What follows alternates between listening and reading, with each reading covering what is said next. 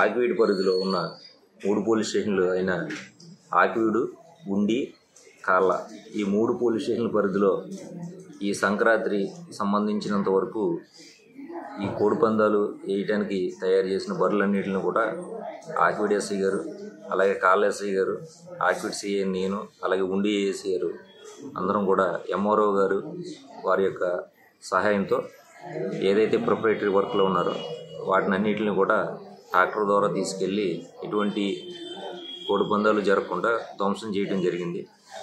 మన ఈ 3 police station పరిధిలో కూడా ఏదైతే గత సంక్రాంతి సమయంలోని కోడిపందాలు జూదాలు ఆడిన వ్యక్తుల్ని సుమారుగా 400 మందిని ఇప్పటివరకు బైండ్ ఓవర్ చేయడం జరిగింది.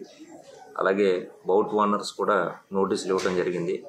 ఎంఆర్ఓ గారు, పోలీస్ ఈ 2 శాఖల సమన్వయంతో జాయింట్ యాక్షన్ టీం పెట్టి ఎటువంటి అసాంఘిక కార్యక్రమాలు జరగకుండా నివారించడం జరుగుతుంది. ఆకివీడు పరిధిలో ఉన్న 3 పోలీస్ స్టేషన్లు అయిన ఆకివీడు, గుండి, కార్ల ఈ 3 పోలీస్ స్టేషన్ల పరిధిలో ఈ సంక్రాంతి సంబంధించినంత వరకు ఈ కోడిపందాలు వేయడానికి తయారు చేసిన బర్రెలన్నింటిని కూడా ఆకివీడు ఎస్ఐ గారు, అలాగే కార్ల ఎస్ఐ గారు, ఆకివీడు సిఐ నేను, అలాగే గుండి ఏఎస్ఐ గారు అందరం కూడా ఎంఆర్ఓ గారు వారి యొక్క సహాయంతో ఏదైతే ప్రొప్రైటరీ వర్క్లో ఉన్నారో వాటినన్నిటిని కూడా ట్రాక్టర్ ద్వారా తీసుకెళ్ళి ఎటువంటి కోడిపందాలు జరగకుండా ధ్వంసం చేయడం జరిగింది.